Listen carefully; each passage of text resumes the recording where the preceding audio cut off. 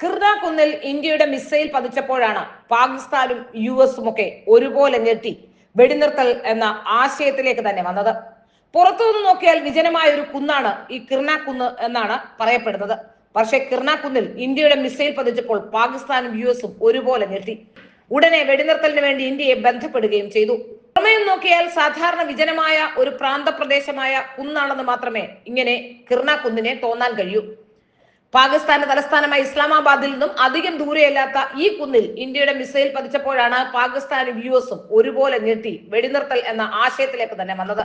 പിന്നാലെ കിർണാക്കുന്നിനടുത്തുള്ള നൂർഖാൻ എയർബേസിലും ഇന്ത്യയുടെ മിസൈൽ പതിച്ചു. ഇതോടെ പാകിസ്ഥാനും യുഎസും ഒക്കെ നെട്ടോട്ടം ആയി.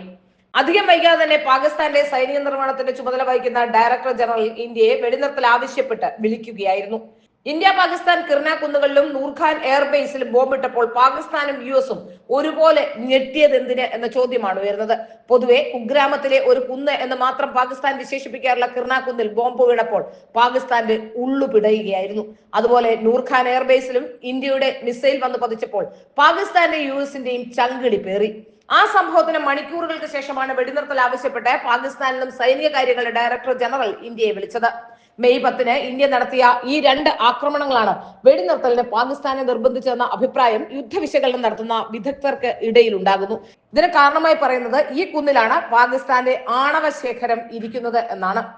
വെറുതെ ഒരു മൊട്ടക്കുന്ന് എന്ന നിലയിൽ അറിയപ്പെടുന്ന ഈ കിർണാക്കുന്ന് ഒറ്റ നോട്ടത്തിൽ ഇത് ഒരു കുന്നാണെന്ന് തോന്നുമെങ്കിലും ഉപഗ്രഹ ചിത്രങ്ങളും സൈനിക വിശകലനങ്ങളും വിരൽ ചൂണ്ടുന്നത് മറ്റൊരു ദിശയിലേക്ക് തന്നെയാണ്. കിർണാക്കുന്നിനുള്ളിൽ പാകിസ്ഥാന്റെ ആണവായുധം ശേഖരിക്കുന്നതിനുള്ള കെട്ടിട സമുച്ചയങ്ങൾ ഉണ്ട് എന്നാണ് സൂചന. നിരവധി വാതിലുകളും അധികം കോൺക്രീറ്റ് ഇട്ട് ബലപ്പെടുത്തിയ ടണലുകളും ഈ കുന്നിലുള്ളതായി ഉപഗ്രഹ ചിത്രങ്ങളിലും കാണുന്നുണ്ട്. ഈ കുന്നിന്റെ തന്ത്രപരമായ പ്രാധാന്യം പലപ്പോഴും എടുത്തു പറയപ്പെട്ടിട്ടുള്ളതുമാണ്. ഈ കുന്നിന്റെ ഒരു ഭാഗത്ത് ഇന്ത്യയുടെ തിരിച്ചടിയിൽ മിസൈൽ പതിച്ചിട്ടുണ്ട്. മാത്രമല്ല ബങ്കറുകൾ വരെ തുളച്ചു പോകാൻ ശേഷിയുള്ള മിസൈലുകൾ ഇവിടെ പതിച്ചിട്ടുണ്ട് എന്നാണ് സൂചന. സാധാരണ സ്ഫോടനങ്ങൾക്കൊന്നും ഇതിനുള്ളിൽ സൂക്ഷിച്ച ആണവ ശേഖരണത്തിൽ സ്ഫോടനം നടത്താൻ ശേഷി ഉണ്ടാവില്ല. പക്ഷേ അതിനടുത്തെല്ലാം ഈ ആക്രമണം കേടുപാടുകൾ വരുത്തിയിരിക്കാം എന്നാണ് ഇപ്പോൾ ഇന്ത്യക്ക് മനസ്സിലാവുന്നത്. വിചാരിച്ചാൽ ഇന്ത്യക്ക് ഇവിടെയെല്ലാം ഏതു നിമിഷവും കയറി അടിക്കാനാവുമെന്ന ഭയം പാകിസ്ഥാന്റെയും യുഎസിന്റെയും ഉള്ളിലുണ്ട്. അതുപോലെ നൂർഖാൻ എയർബേസും തന്ത്രപ്രധാന ഇടം തന്നെയാണ്. ഇതും കിർണാക്കുന്നിനടുത്തുള്ള എയർബേസ് ആണ്. ഇവിടെയും ഇന്ത്യയുടെ മിസൈൽ പതിച്ചിരുന്നു. പാകിസ്ഥാന്റെ തുടർച്ചയായ ഡ്രോൺ മിസൈൽ ആക്രമണങ്ങളാണ് ഇന്ത്യയെ പ്രത്യാക്രമണത്തിന് പ്രേരിപ്പിച്ചത്. പാകിസ്ഥാന്റെ 11 എയർബേസുകളാണ് ഇന്ത്യ തകർത്തത്.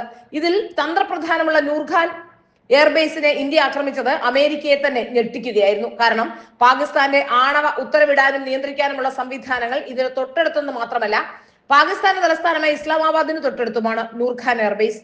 ഇതോടെയാണ് വെടിനിർത്തലിന് പാകിസ്ഥാന് മേൽ യുഎസ് സമ്മർദ്ദം ചെലുത്തിയതെന്നാണ് സൈനിക യുദ്ധ വിശകലന തന്ത്രജ്ഞന്മാരുടെ അഭിപ്രായം. യുഎസിന്റെ നിർദ്ദേശം പാകിസ്ഥാൻ ഉടനെ സമ്മതിക്കുകയും ചെയ്തിട്ടുണ്ട്.